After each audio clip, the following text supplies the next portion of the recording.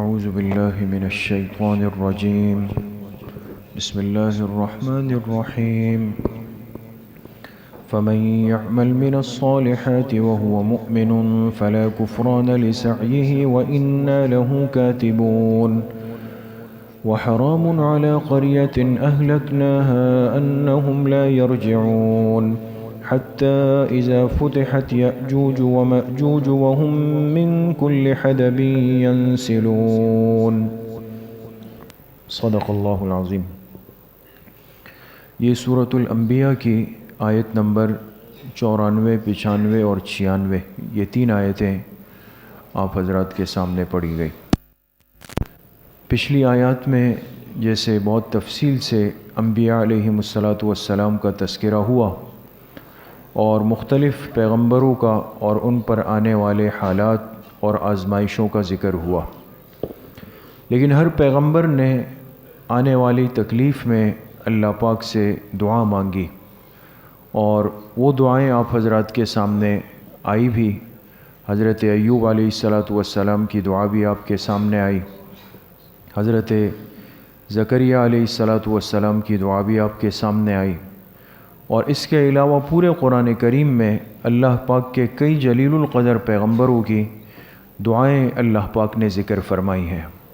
کہ ان پر جب بھی حالات آئے، تکلیفیں آئی، کوئی آزمائش آئی،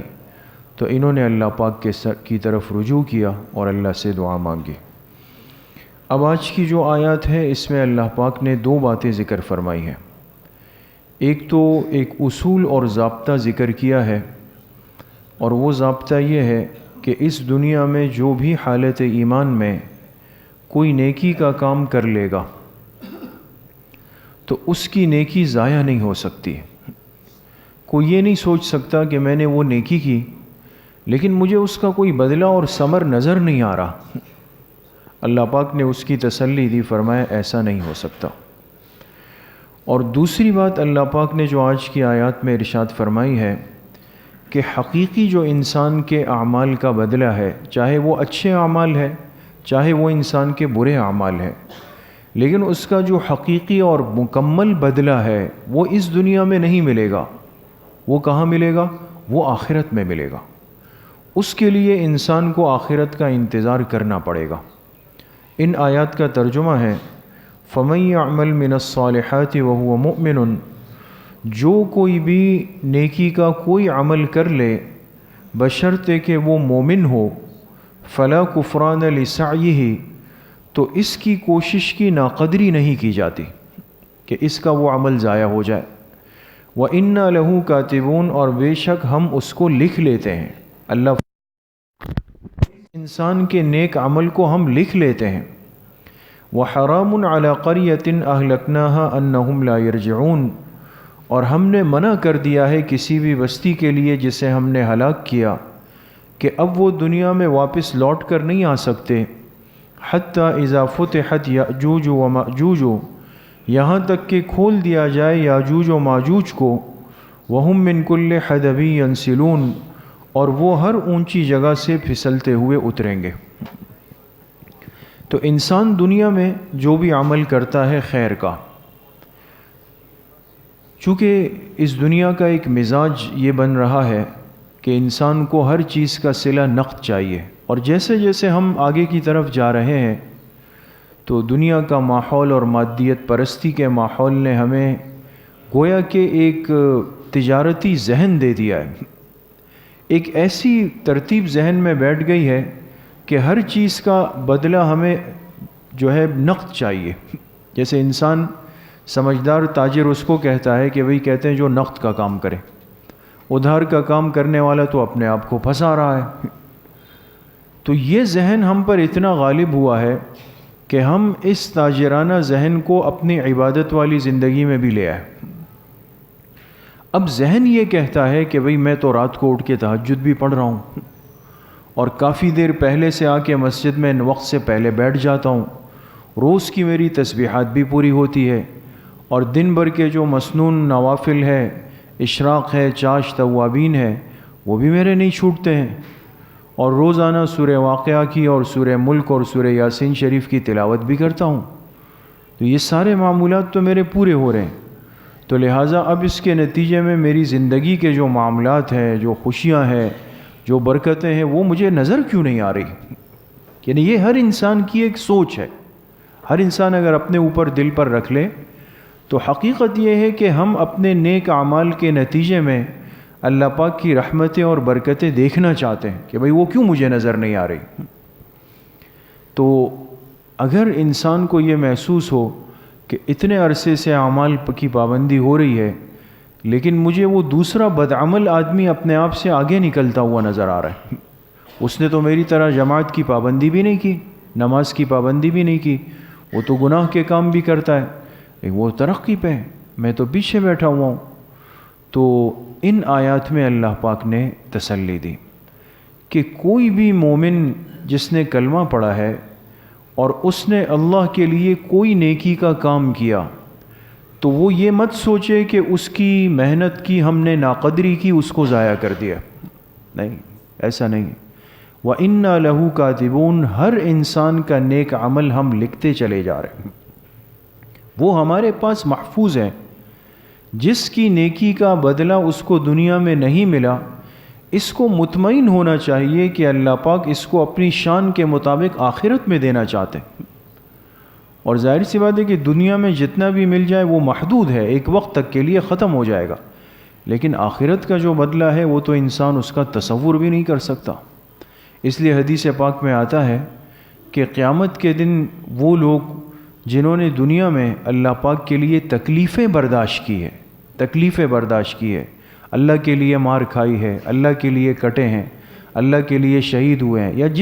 جس طرح کی بھی قربانی ہو. حدیث کے الفاظ یہ ہیں کہ جس نے اللہ کے لیے قربانی دی اس کو قیامت کے دن جب بلایا جائے گا اور ان کو جب ان کی قربانیوں کا بدل دیا جائے گا تو وہ انسان جس کو اتنی قربانیوں سے نہیں گزرنا پڑا، وہ جب ان کے اس اجر کو اور ان کے اس جنت کے مقام کو دیکھیں گے تو حدیث پاک میں آپ علیہ الصلاۃ والسلام نے فرمایا کہ یہ راحت والا امتی کہے گا اس کو دیکھ کر کہ کاش میرا جسم قینچیوں سے دنیا میں کاٹ دیا جاتا اللہ کے لیے، آج مجھے بھی اتنا بڑا اجر مل جاتا. تو اس بات پہ انسان کو، صاحب ایمان کو کبھی بھی پریشان نہیں ہونا چاہیے. ہمارا جو سودا ہے، ہمارا جو معاملہ ہے، وہ کس ذات سے ہو رہا ہے؟ وہ اللہ پاک سے ہو رہا ہے. اس میں کسی کھوٹ کا، کسی عیب کا، کسی خیانت کا، کسی کمی بیشی کا کوئی امکان نہیں ہے. وہاں کا سسٹم اتنا محفوظ ہے کہ اس میں کوئی وائرس نہیں آ سکتا، کوئی گڑبڑ نہیں ہو سکتی. یہ تو دنیا کے بنائے ہوئے نظام ہے کہ اس میں غلطیاں ہو جاتی ہیں. تو پہلی بات میرے دوستوں بزرگوں یہ ہے کہ ہمارے جسم سے جو بھی نیک عمل ادا ہو، جس طرح کا بھی ہو، ہم اس پر اللہ کا شکر ادا کریں اور یہ ذہن میں یقین بٹھا لیں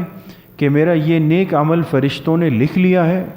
ایک ایسے رجسٹر میں لکھ دیا گیا کہ اب اس میں کوئی کمی بیشی نہیں ہو سکتی. اب یہ ہمیشہ کے لیے محفوظ ہو گیا اور میں انشاءاللہ جب قیامت کے دن جاؤں گا تو مجھے میرا عمل اللہ شائع نشان دیں گے. ایک بات. دوسری بات جو آج کی آیت میں ہے وہ ایک شبہ کا ازالہ ہے. شبہ کا ازالہ اس طرح ہے کہ وہ لوگ جو قیامت کے اللہ کی پکڑ کے سزا اور جزا کا انکار کرتے تھے، جو لوگ اس کا انکار کرتے ہیں، آج بھی دنیا میں ایک بہت بڑا طبقہ ایسا ہے کہ جو بعث بعد الموت کا قائل ہی نہیں ہے. یعنی ان کے نزدیک یہی زندگی ہے،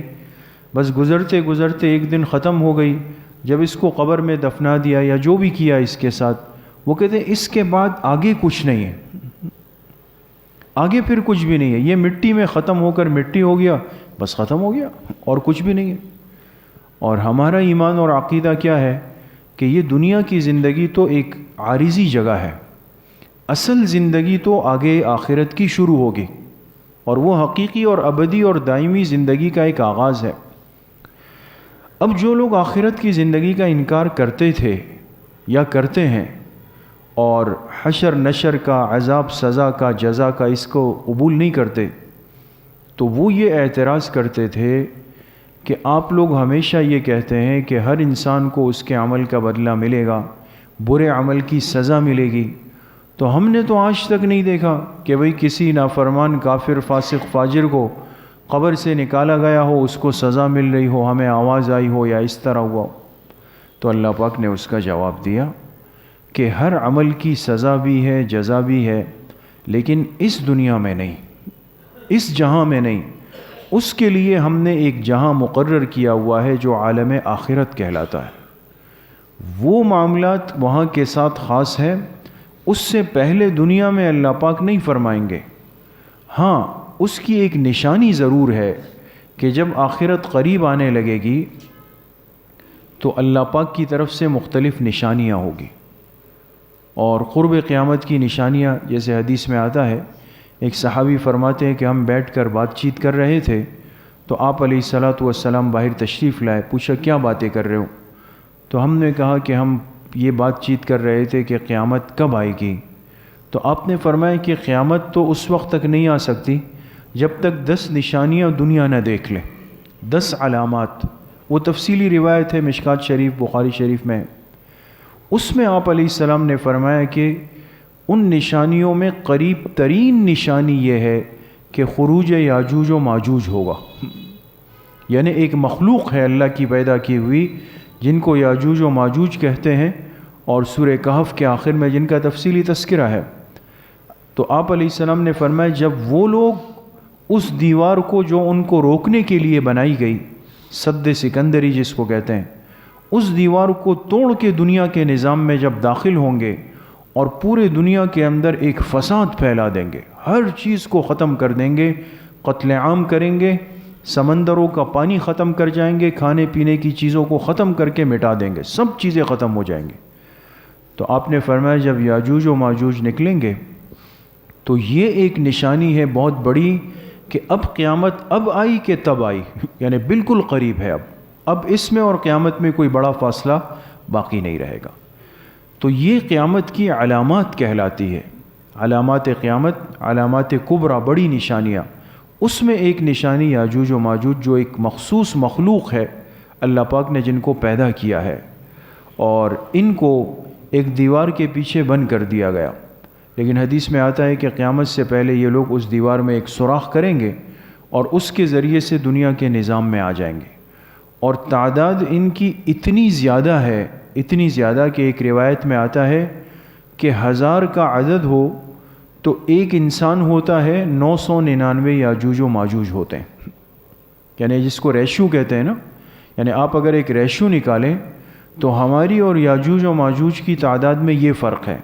کہ اگر ہمارے ہاں ایک بچہ پیدا ہوگا تو وہاں 999 ہوں گے، اتنی زیادہ تعداد۔ اور عمر اتنی زیادہ ہے ان کی کہ حدیث پاک میں آپ علیہ السلام نے فرمایا کہ کسی یاجوج و ماجوج کا اس وقت تک انتقال نہیں ہوتا جب تک یہ اپنی اولاد کی عمر 1000 سال نہ دیکھ لے، یعنی ان کا جو بچہ پیدا ہوتا ہے وہ بچہ بڑا ہو کے جب تک 1000 سال کا نہ ہو جائے اس وقت تک اس کے باپ کا انتقال نہیں ہو سکتا۔ عمر اتنی زیادہ، تعداد اتنی زیادہ، اور اکثریت پر شر اور فساد غالب ہے۔ یہ تو اللہ کے حکم سے ان کو ایک بادشاہ ذوالقرنین نے ان کو ایک دیوار کے پیچھے بند کر دیا ہے، اس لیے دنیا کا نظام محفوظ ہے۔ لیکن جب اللہ پاک قیامت کا ارادہ فرمائیں گے وہ دیوار ٹوٹے گی، یہ لوگ داخل ہو جائیں گے، اور پھر جو قتل عام ہوگا تو پوری دنیا کے اندر ایک افراتفری مچ جائے گی۔ صرف آپ علیہ السلام نے فرمایا جو خاص اپنے ایمان کی حفاظت کرنے والے ہوں گے وہ جا کر پہاڑوں میں، شام کے پہاڑوں میں چلے جائیں گے، اور جن کا ایمان مذبذب ہوگا، منافقت ہوگی، جو دجال کے لشکر میں ہوں گے، ان کے ساتھ ایک قتل عام کا معاملہ ہو جائے گا بہت زیادہ۔ خیر، پھر اللہ پاک کی طرف سے ایک نظام چلے گا، بہت تفصیلی روایت ہے، اور پھر یہ سب کے سب یاجوج و ماجوج جو ہے ان کے جسم پر ایک پھوڑا نکلے گا، ان کے بغل میں ایک پھوڑا نکلے گا جس کی وجہ سے یہ لوگ مرنا شروع ہوں گے، اور پھر پوری زمین ان کی لاشوں سے بھر جائے گی۔ اب اتنی بڑی تعداد میں جب وہ بھر جائے گی تو بدبو آنا شروع ہوگی، اور وہ بدبو اتنی زیادہ ہوگی کہ جو ایمان والے ہوں گے ان کو لگے گا کہ ہم اس بدبو سے ہلاک ہو جائیں گے۔ وہ اللہ پاک سے دعا کریں گے تو پھر آسمان سے ایک مخصوص پرندے آنا شروع ہوں گے، اور وہ آ کر ان کی ایک ایک لاش کو اٹھا کر لے جانا شروع کر دیں گے۔ جب لاشیں اٹھا لیں گے پھر اللہ پاک ایک بارش برسائیں گے جس سے پوری زمین دھل جائے گی، اور ان کی آلائشیں سب وغیرہ ختم ہو جائیں گی، اور پوری دنیا کا نظام بالکل صاف ہو جائے گا۔ تو بہرحال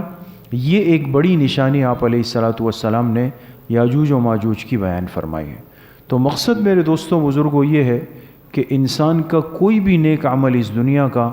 وہ ضائع نہیں ہے، وہ اللہ پاک کے ہاں لکھا ہوا ہے، اللہ پاک کے ہاں محفوظ ہے۔ بعض دفعہ اللہ پاک اس کی برکات، اس کا اجر دنیا میں بھی دے دیتے ہیں، اور یقیناً دیتے ہیں۔ آج یہ جو ہم اتنی راحتوں اور نعمتوں کے اندر ہے، تو ہمارے اعمال کی کیا حیثیت ہے؟ کچھ بھی نہیں ہے، ٹوٹے پوٹے چھوٹے موٹے اعمال ہے، لیکن پھر بھی اللہ ہمیں حیثیت سے بڑھ کے کھلا رہے ہیں، پلا رہے ہیں، راحتیں دی ہوئی ہے اللہ پاک نے۔ اور کبھی اللہ پاک انسان کے جو اعمال کا بدلہ ہے اس کو 100% آخرت کے لیے رکھ دیتے ہیں، اور پھر جب انسان وہاں جائے گا تو وہاں اس کو اس کے اعمال کا بدلہ ملے گا۔ اللہ پاک مجھے بھی آپ سب کو صحیح عمل کی توفیق نصیب فرمائیں۔ الحمدللہ رب العالمین والصلاة والسلام علی سید الانبیاء والمرسلین سیدنا